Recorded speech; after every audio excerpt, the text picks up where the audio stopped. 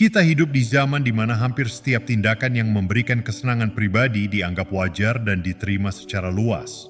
Masturbasi adalah salah satunya. Anda mungkin sering mendengar bahwa itu adalah sesuatu yang sepenuhnya normal, bahkan sehat. Tetapi seberapa sering Anda dapat melakukannya dalam sehari tanpa dianggap berlebihan? Bagaimana jika Anda tidak bisa berhenti? Apakah itu tetap sehat atau justru ada sesuatu yang lebih dalam yang tidak banyak orang sadari?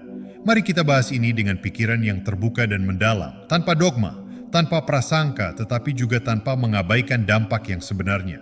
Karena jika Anda berpikir ini hanyalah kebiasaan kecil yang tidak berarti, Anda mungkin telah tertipu oleh zaman yang mengagungkan kepuasan instan dan melupakan esensi dari kendali diri. Masturbasi dalam banyak kajian modern dipandang sebagai aktivitas alami yang bahkan ditemukan dalam dunia hewan. Beberapa penelitian menunjukkan bahwa itu dapat membantu mengurangi stres, mengatasi insomnia, dan bahkan meningkatkan suasana hati. Tetapi apakah benar sesederhana itu? Jika kita mengabaikan sejenak perspektif ilmiah dan mulai melihatnya dari sudut pandang filosofis, ada pertanyaan yang lebih dalam.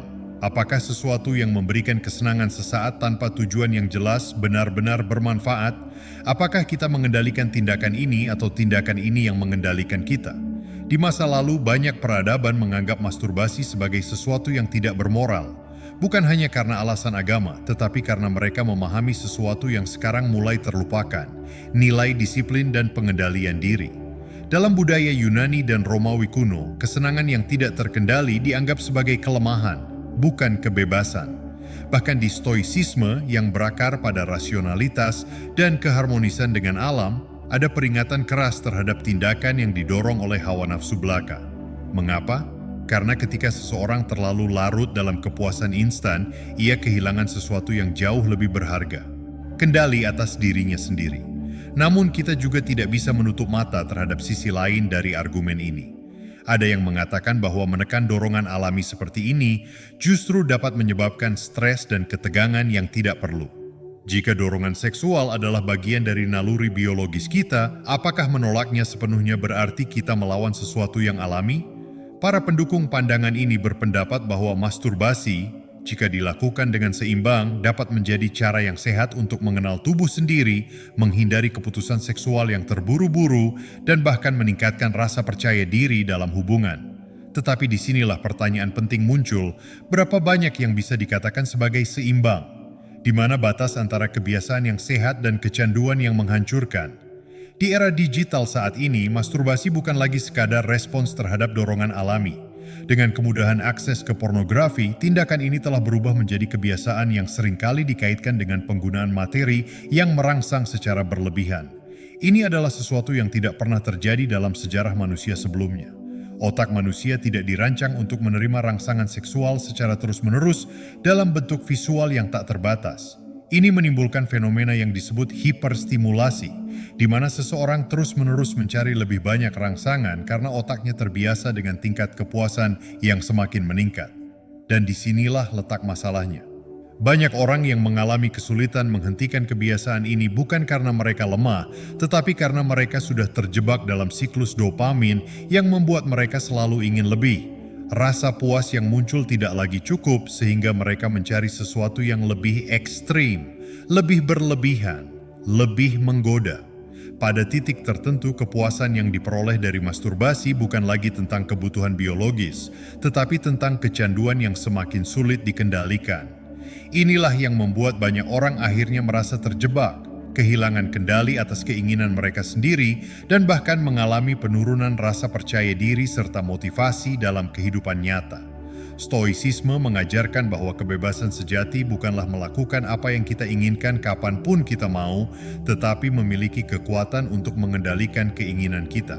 Marcus Aurelius dalam Meditations berkali-kali mengingatkan bahwa seseorang yang dikuasai oleh nafsunya bukanlah orang yang bebas, tetapi budak dari dorongan yang tidak terkendali. Seneca berbicara tentang bagaimana mencari kesenangan secara terus-menerus adalah jalan menuju penderitaan, bukan kebahagiaan. Epictetus, yang dulunya adalah seorang budak secara fisik, justru mengajarkan bahwa perbudakan yang sesungguhnya adalah ketika seseorang kehilangan kendali atas dirinya sendiri. Jadi di mana kita berdiri dalam perdebatan ini? Apakah masturbasi benar-benar sesuatu yang netral atau ada dampak yang lebih besar yang perlu kita perhatikan? Kita bisa melihat ini dari dua perspektif. Pertama, dari sudut pandang mereka yang menganggapnya sebagai hal yang wajar. Mereka berpendapat bahwa manusia memiliki dorongan seksual dan menekan sesuatu yang alami dapat menyebabkan tekanan psikologis yang tidak perlu. Mereka percaya bahwa masturbasi bisa menjadi bentuk pelepasan yang aman, menghindari perilaku seksual yang berisiko, dan membantu dalam memahami tubuh sendiri. Bagi mereka tidak ada masalah selama seseorang masih dapat mengontrolnya dan tidak sampai mengganggu kehidupan sosial maupun produktivitasnya. Tetapi di sisi lain ada mereka yang melihat ini sebagai jebakan. Mereka yang pernah mengalami fase kecanduan masturbasi memahami betapa sulitnya keluar dari lingkaran ini. Ketika seseorang terlalu sering melakukannya, dampaknya tidak hanya bersifat fisik tetapi juga psikologis. Banyak orang melaporkan bahwa mereka menjadi kurang percaya diri, kehilangan motivasi, dan bahkan mengalami kesulitan dalam membangun hubungan nyata dengan orang lain. Mereka merasakan dampaknya dalam kehidupan sosial mereka, dalam pekerjaan mereka, bahkan dalam tujuan-tujuan besar yang ingin mereka capai. Dalam kasus ini, masturbasi bukan lagi sekadar aktivitas normal, tetapi sesuatu yang merampas potensi mereka untuk berkembang. Maka pertanyaan yang lebih dalam muncul, apakah kita benar-benar membutuhkan ini? Apakah kita lebih baik dengan atau tanpa itu? Kaum Stoik akan mengatakan bahwa kebebasan sejati adalah kebebasan dari kebutuhan yang tidak perlu. Jika sesuatu bukan merupakan kebutuhan mendasar untuk bertahan hidup dan justru dapat menjerumuskan kita ke dalam siklus tanpa akhir, maka itu bukanlah sesuatu yang layak dipertahankan. Mereka akan mengajarkan bahwa kesenangan sesaat tidak sebanding dengan ketenangan jangka panjang. Jika masturbasi menjadi sesuatu yang kita lakukan bukan karena kita memilihnya secara sadar, tetapi karena kita merasa terdorong untuk melakukannya tanpa bisa mengendalikan diri, maka itu sudah bukan lagi sebuah kebiasaan, melainkan perbudakan. Tapi apakah itu berarti kita harus benar-benar menekan dorongan alami ini dan hidup dalam keterbatasan yang ketat? Tidak juga. Pengendalian diri bukan tentang menekan keinginan dengan paksa, melainkan tentang memahami kapan kita benar-benar membutuhkannya dan kapan kita hanya sekadar mencari pelarian dari kehidupan. Jika seseorang bisa menjalani hidupnya dengan seimbang, tanpa dikuasai oleh dorongan instan, tanpa membiarkan kesenangan sesaat merampas potensinya, maka ia telah menemukan kebebasan yang sejati.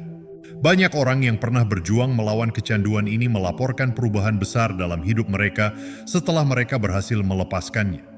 Mereka merasa lebih energik, lebih fokus, lebih percaya diri. Hubungan mereka dengan orang lain membaik, motivasi mereka meningkat. Mereka merasa memiliki kendali penuh atas hidup mereka.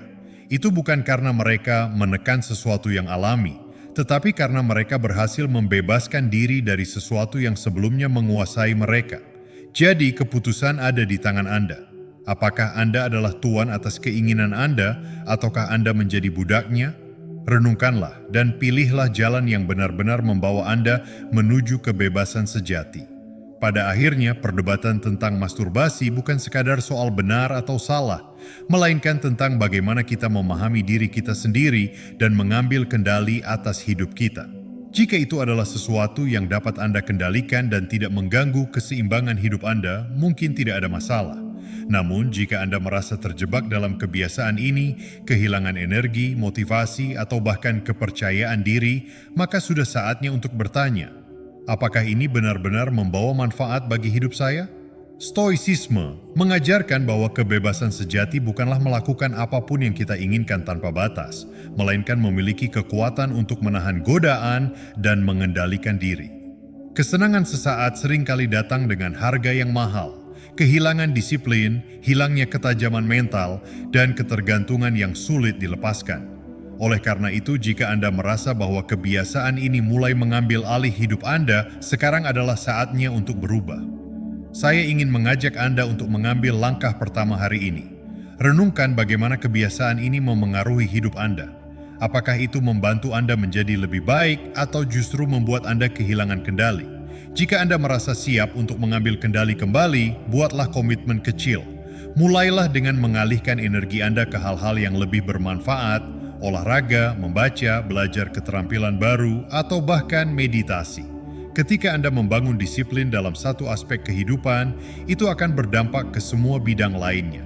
Tuliskan di kolom komentar, "Saya adalah tuan atas diri saya sendiri. Saya memiliki kendali penuh atas pikiran dan tindakan saya." Ini bukan sekadar pernyataan, tetapi sebuah komitmen. Dengan menyatakannya secara terbuka, Anda memberi diri Anda sendiri alasan untuk tetap bertanggung jawab. Terima kasih telah meluangkan waktu untuk membaca dan merenungkan ini. Saya berharap tulisan ini bisa memberikan perspektif baru bagi Anda.